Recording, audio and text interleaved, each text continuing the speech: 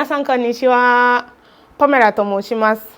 今日ですね、日本語の勉強方法のことを話したいと思います。今回の動画は、独学の人や初心者向けのアドバイスを集中したいんですが、私まだまだペラペラではなく、でも参考になれば嬉しいんです。Okay, so English time. Hi guys, welcome to my channel. My name is Pamela and this is Pamela World. In today's video, I'm going to tell you about general methods to learn Japanese as a self-studying student or as a beginner. I am not the best Japanese student, however, I have a lot of tips and tricks I've used and I believe would help you. So I'm going to share. If you are new here, you're welcome to my channel, and if you're a return subscriber, thank you for coming back.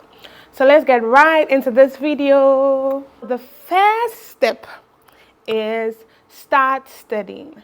Start studying. Just as you are now, this is the time. Don't wait for tomorrow. Don't procrastinate. Don't say you will start tomorrow. Just start studying now. As long as you have the motivation, that's enough to begin. So start studying just where you are. Also, as you are studying from the beginning, set a reasonable goal. You don't expect to learn Hiragana, Katakana, Keigo, Bumpo, that's grammar, everything in 3 months. That's like a crash course. It doesn't work that way with Japanese, at least for what I know. So set a reasonable goal and you achieve it. The second point is don't put off speaking. I think this is one problem I've realized with a lot of people, especially those even around me here in Japan or those learning in Ghana. They don't practice speaking. They practice listening, reading, writing, but not speaking.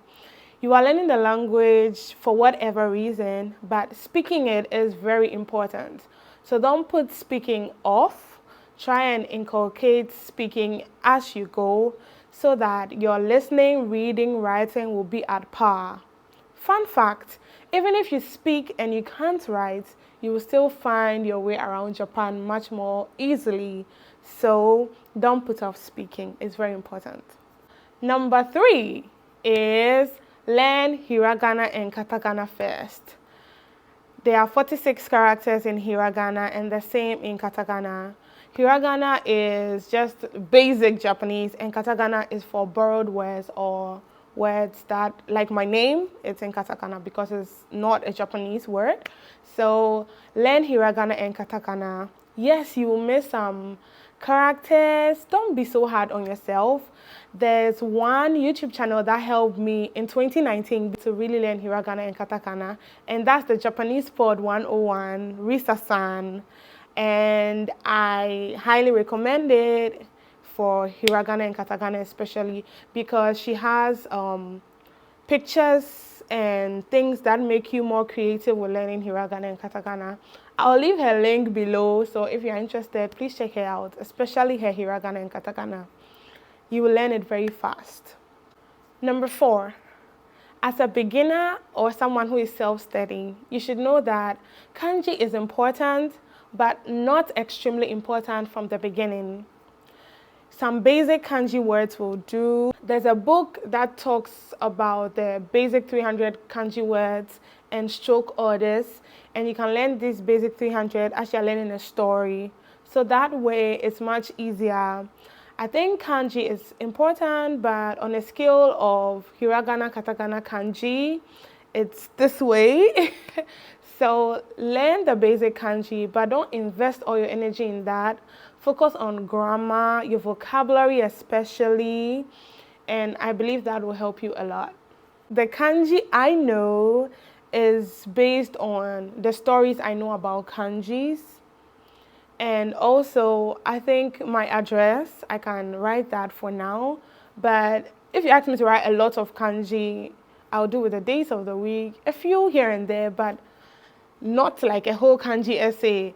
Because as at now, I am N3 And the JLPT N3, N2, even N1 doesn't evaluate your writing of kanji skills, just your reading, speaking, and listening. So you should know that. And now we are in a world where people just use AI, smartphones to write. So you don't need to know all the kanji, but you should be able to read, understand, and also speak.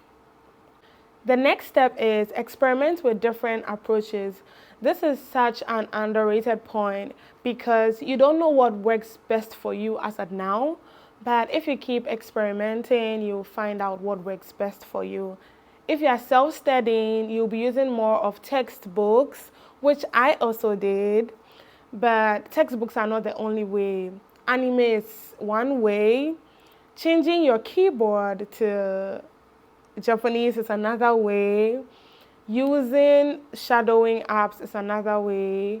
So try all these different methods, even going for karaoke. If you can't go for karaoke or you're not in Japan to have karaoke easily, thank God for YouTube. You can easily find so many karaoke videos on YouTube and you would get a lot of things you can use to learn Japanese. You can also learn from other Japanese speakers. Don't limit yourself to textbooks. When I started learning Japanese, I started with Genki. Genki, I think, is quite basic, very good for vocab, basic grammar. In fact, I really enjoyed that book thoroughly. I enjoyed it so much. But before I came to Japan, I heard my university doesn't use Genki. They use Minano Nihongo. And so I didn't have one at that time, but I managed to get some help getting pictures of it and using it. It's also a very good book. Truth is that most of the vocabulary I know, half of it as of now, should be from Minano Nihongo. All the 2 editions up to the 50th chapter, they are very good. And the book comes in so many forms. So this is the basic book I used in 2019, and you can see it's a little rusty. Like I've written all over in it. I don't know if you can see, but I used it a lot. I really used it a lot. And this was one of my major books for learning Japanese in 2019. So that should tell you how long I've been studying a little. And they also have the grammar notes. It also has the vocabulary, and it has the listening. The listening as well, I've literally used everything. So yes, you can see my handwriting, not so pretty, but I've used everything. And the listening is very good for shadowing, so you can try that as well. Minano Nihongo is a great book. Other textbooks I've used are the Shinkansen Master for N3, and I think I used Matome for N4. I got someone to give it to me for free for a period, and I used that to write my N4 as well at that time. That was in 2021. That's when I wrote my N4. So it's been quite a while. So I had that, but I've returned it to the owner. They were also very good as well. And for N3 vocabulary, I used this vocabulary book, Hajime no Nihongo Nyorokushiken. Okay, it has about 2,000 essential vocabulary, which I think are super good. But as of now, I'm using the Matome again for the N2.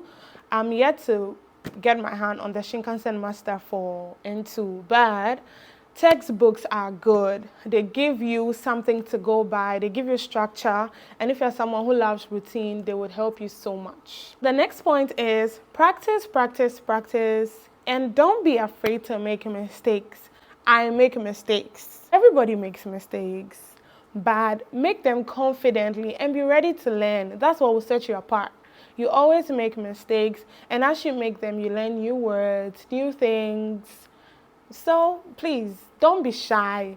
That is another thing. Don't be shy. Don't be shy to make mistakes. Don't be afraid.